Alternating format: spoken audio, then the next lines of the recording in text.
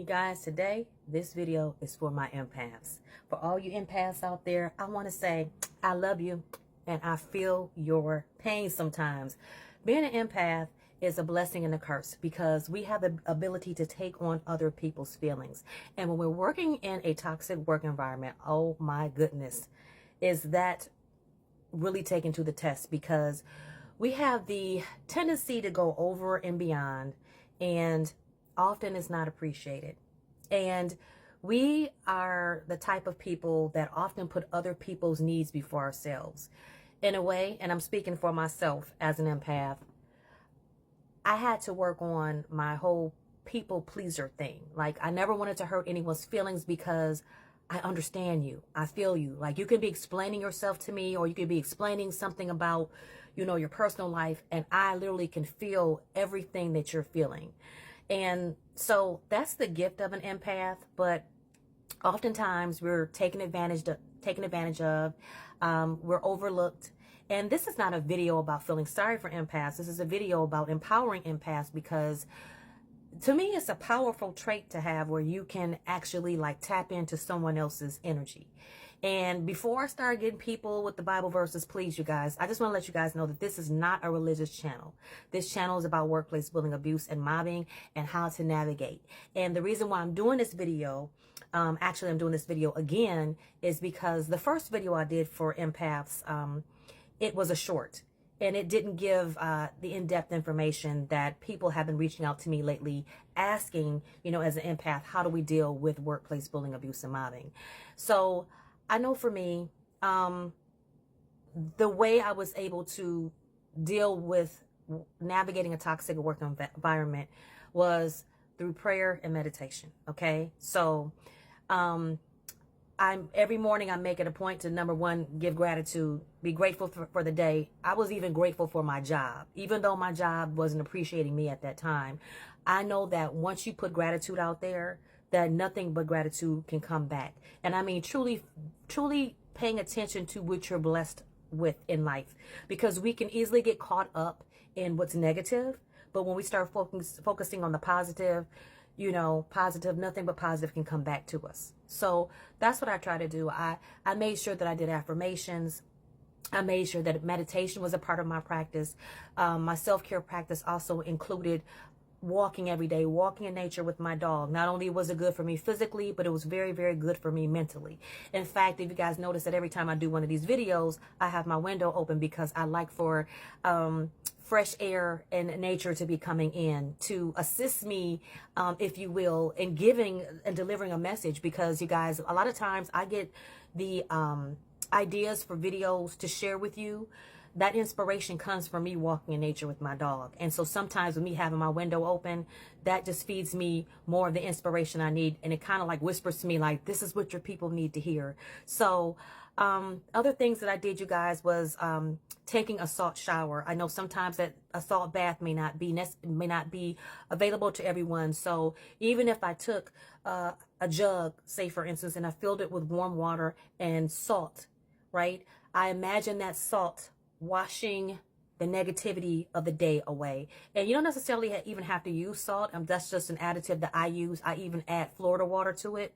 But I just like to wash away the day. I mean, literally from head to toe, take that container and just pour it over the top of my head, my crown chakra, and just let it just wash all over me. And I would literally let the day just leave me.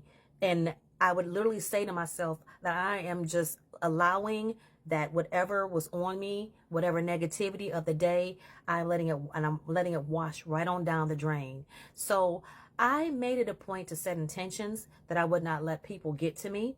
And obviously, the more you do these things, the more you become stronger in it. I will say as well that, when you pour more into yourself, when you make self-care a priority, it's a little bit harder for people to get in here. Because when people get in here, they start messing with this right here, and then the whole thing is a mess. So, but a message of caution if it gets to be overwhelming, if the work environment is so toxic, by all means, our mental health means more than anything.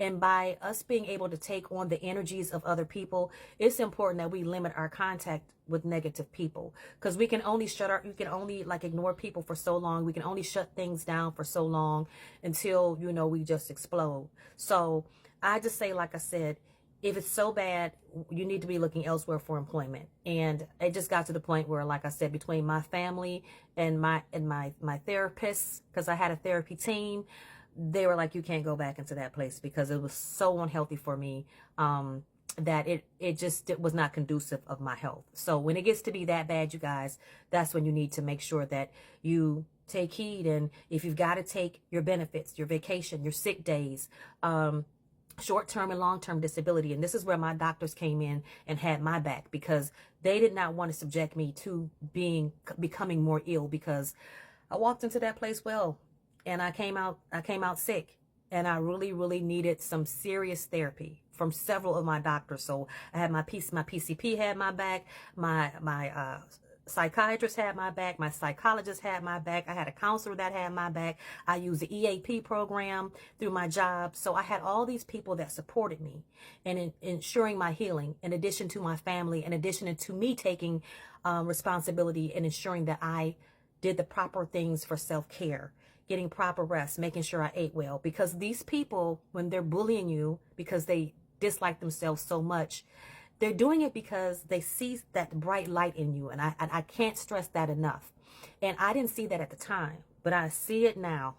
And this is what they were afraid of. The fact that I have built a powerful enterprise. They saw that in me when I was working as a little employee, right? You know, I was an engineer, just, you know, but I was a working bee, right? I wasn't on an executive level. And so now I'm building this empire where I'm helping millions and millions of people. Millions of people have watched my videos. Thousands of people have reached out and scheduled coaching sessions and reached out for help and asked me to please help them, you know? So I know that I'm a force to be reckoned with, and I want to remind you that you are too. So learn to take that power and turn it into empowerment. Now, there was a young lady that reached out to me, and I thought this was brilliant. She told me that she has a mirror necklace. And I don't know if you've ever heard of return to sender, because I do that a lot. So whenever someone is like talking bad to me, in my mind, I'm like, I'm sending this right back to you. Return to sender. You know what I'm saying? And so she said she would wear a mirror necklace that would reflect that person's, you know, their energy towards her, so that they would receive it back. And she said she noticed that people started, you know, acting differently towards her. If you want to carry you some a crystal or some kind of trinket in your pocket to, you know, give you the extra security. You know, no one has to know that it's in your purse or in your pocket, but something like as a reminder that you can set the intention in that crystal or whatever to say, hey, you know, I know when I carry you that I'm protected, a protection stone. It could be a cross. It could be whatever you want. But I'm just saying that, you know, it's those little things that give us the strength that we need to get through the day. Even if you have, like, you know, you can't carry sage to your desk, but you can always have your little Palo Santo spray and somebody come around or have a little lavender essential oils to rub in your hands and breathe it in to help yourself get through the day. And people might say, hey, what's that smell? Like, oh, just a little something to make it smell nice around here. They don't need to know what it's about. So I just want you guys to know how powerful you are. You are amazing people. And don't waste your gifts and your energy in places that don't deserve you. So I hope this message helps someone out there. I hope this addressed the people that reached out to me and asked me if I could, you know, do another video for empaths. But know how powerful you are. Make sure that you make self-care number one in anything that you do. And I love you. And you are part of my community, and know that you aren't alone. So sending you good vibes and good energy as I feel it coming off my hands. And everybody that's watching this video, that you're blessed and protected. Until next time, I'm Kristen Peoples of AwesomeCulture.org. Bye.